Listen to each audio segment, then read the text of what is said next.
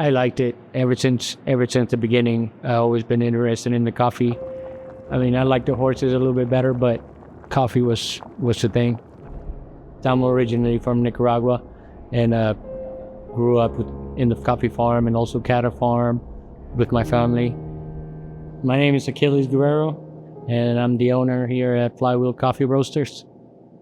I moved to San Francisco when I was around 10 years old. My family, they were here already. My aunt started her coffee shop in 1987 as SF Coffee Company, and later switched to Martha and Brothers. Her name is Martha, and my dad was one of the brothers. My father was the last one, and he actually didn't want to move because he liked the farm life. Once I got here, I started at a really early age. I started working with my aunt. That's where they started.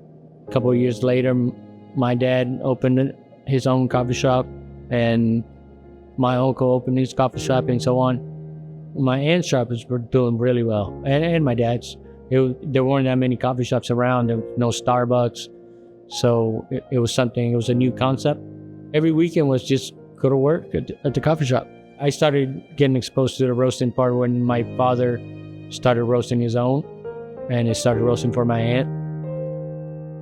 Around 2008, I was coming back from college, and I was actually taking some courses, some business courses. I was applying at my dad's shop, so that was really cool. But being that it was a family business, it's gonna be some wars.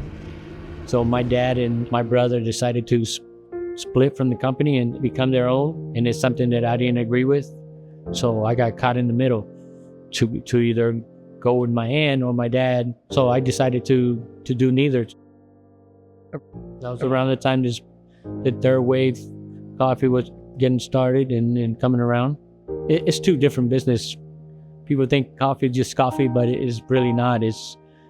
You can't do both. Like second wave and third wave, it's kind of hard.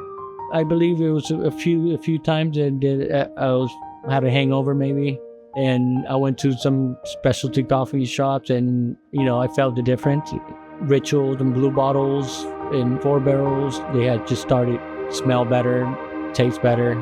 Oh yeah, I remember. That's exactly what I wanted to roast.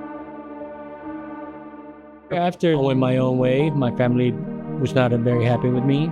I think my brother's still mad at me to this day.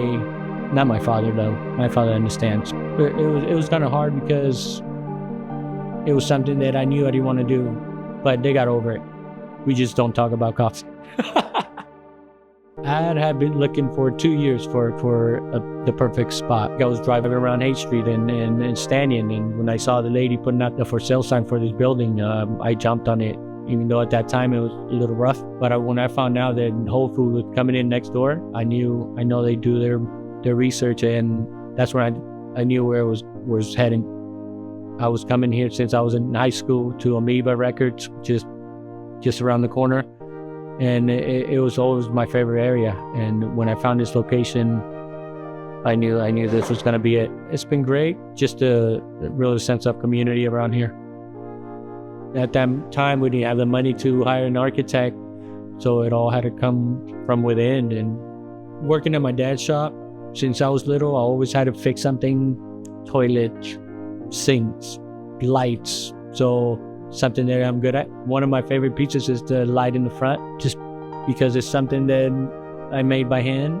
It was old wheels that somebody gave me. Once we started the shop, we decided to get the OG cold brewers and also the siphon.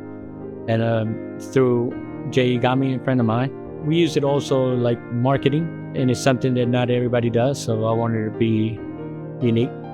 Word of mouth is the best marketing for us because it keeps you on your toes. You got to make sure the old drinks come out good, and so everybody that comes in and leaves have something good to say.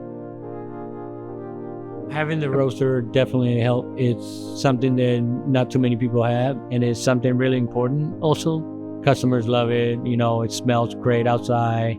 Now we go to the source. That's also really fun. We go through everything, how they grow it, how clean it is. We look for everything, and it gets passed on to whoever's roasting. It's not what somebody want to do, it's how we roast the coffee. everything by hand and just really keeping control with your senses. I feel like you could roast it better that way, and it keeps you in touch with the coffee. It's gratifying, especially when you know the final result. When you try the coffee, it's delicious.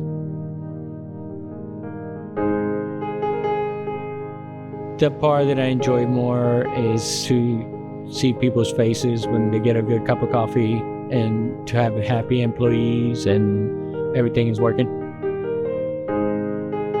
I think it is my destiny. It's something that I always wanted to do since I started working with my aunt. And I went to business school to try to improve on that part of the business. That was always my focus, to have my own shop, my own company eventually.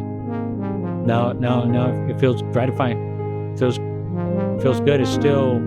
It's something that it could be gone. It could be gone just as fast as it came, you know. So it's something that I'm still working on it, and to make sure that our quality is good and we keep growing and people still want to come in. So I was going to San Jose State. We were studying a book called From Good to Great. And in that book, there's a chapter called The Flywheel Effect. It's saying you're starting a business. Business is kind of hard at first. And it's like moving a big flywheel. It's hard at first, but eventually it's going to pick up its own momentum. And one time you're not going to have to push anymore.